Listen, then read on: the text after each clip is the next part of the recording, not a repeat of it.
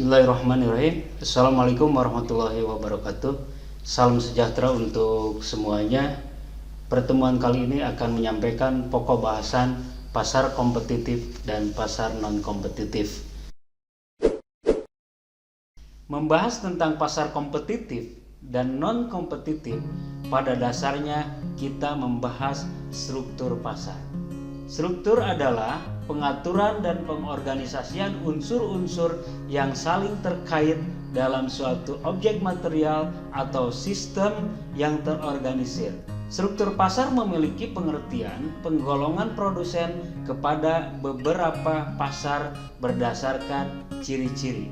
Di antaranya adalah jenis produk yang dihasilkan, banyaknya perusahaan dalam industri, mudah tidaknya keluar atau masuk ke dalam industri tersebut, kemudian peran iklan di dalam industri tersebut. Yang dimaksud dengan industri adalah kumpulan produsen atau perusahaan. Secara umum, pasar merupakan sebuah tempat terjadinya transaksi jual beli barang atau jasa. Tempat dapat diartikan secara fisik dan non-fisik. Contoh secara fisik seperti lokasi, ruang, media, dan arti secara non-fisik contohnya adalah e-commerce. Pada setiap pasar terdapat mekanisme pembentukan harga. Pembentukan harga tergantung kepada apa yang terjadi dengan permintaan dan penawaran di pasar. Yang dimaksud permintaan adalah jumlah barang atau jasa tertentu yang diminta oleh semua konsumen. Sedangkan penawaran adalah jumlah barang atau jasa tertentu yang ditawarkan oleh perusahaan. Berdasarkan pengertian struktur pasar tadi, maka bentuk pasar dapat dibedakan menjadi dua, pasar persaingan sempurna dan pasar persaingan tidak sempurna.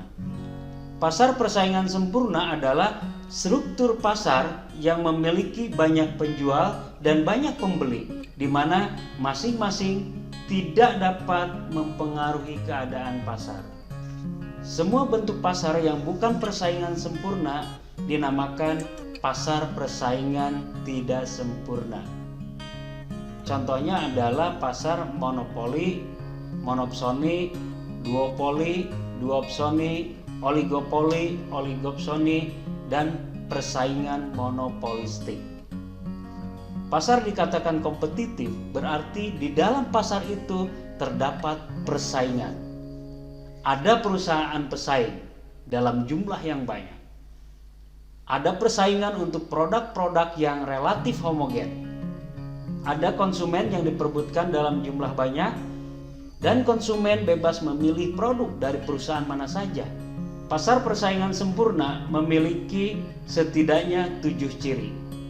Yang pertama adalah jumlah pembeli dan penjual banyak, sehingga masing-masing pembeli dan penjual secara sendiri-sendiri tidak akan mampu mempengaruhi harga pasar. Yang kedua adalah harga ditentukan oleh mekanisme permintaan dan penawaran dan tidak dapat diubah. Yang ketiga adalah setiap penjual dan pembeli sebagai pengambil harga atau price taker, jadi bukan sebagai price setter. Yang keempat, setiap perusahaan menghasilkan barang yang sama atau barangnya homogen menurut pandangan konsumen. Jadi homogennya menurut pandangan konsumen. Yang kelima adalah setiap perusahaan bebas keluar masuk pasar tersebut, free entry and exit. Yang keenam, sumber produksi bebas bergerak kemana saja. Jadi tidak ada yang bisa membatasi. Yang ketujuh, pembeli dan penjual mempunyai pengetahuan yang sempurna terhadap pasar. Jadi pembeli dan penjual sama-sama memiliki pengetahuan baik dari sisi produknya maupun harga, cara transaksi dan lain sebagainya. Jika kita memposisikan sebagai pelaku usaha pada on-farm, maka kita butuh yang namanya input produksi dan akan menghasilkan output atau produk.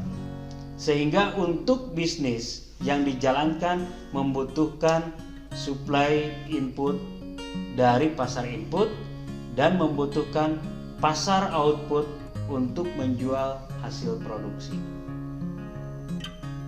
Dalam bidang peternakan, beberapa input yang dibutuhkan dalam on-farm diantaranya adalah bahan pakan seperti jagung, kedelai, gandum, bungkil-bungkilan, kemudian bibit sapi, bakalan, dan lain-lain.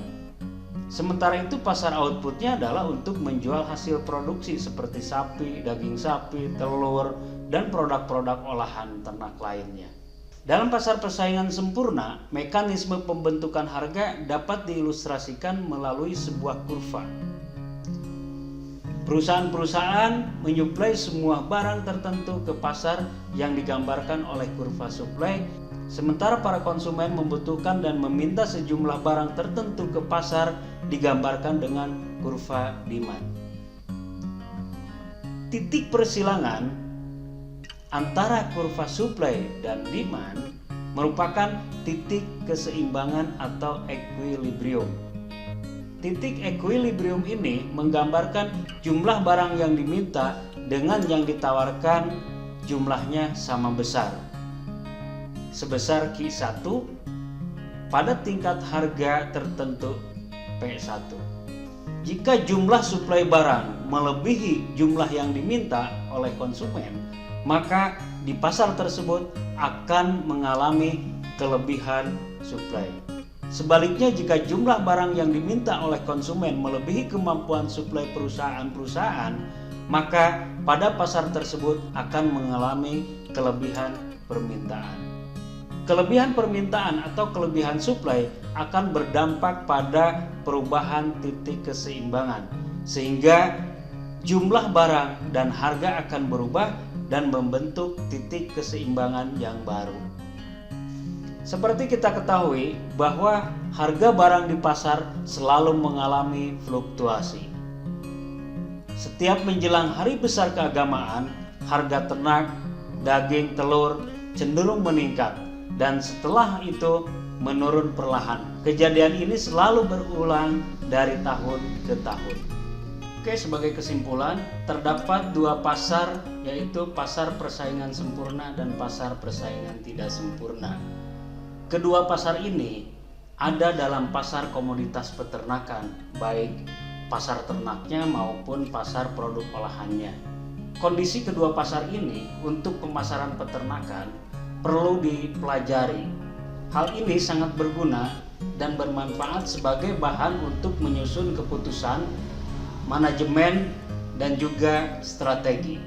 Strategi ini dibutuhkan dalam rangka mengurangi atau memitigasi risiko dari pasar.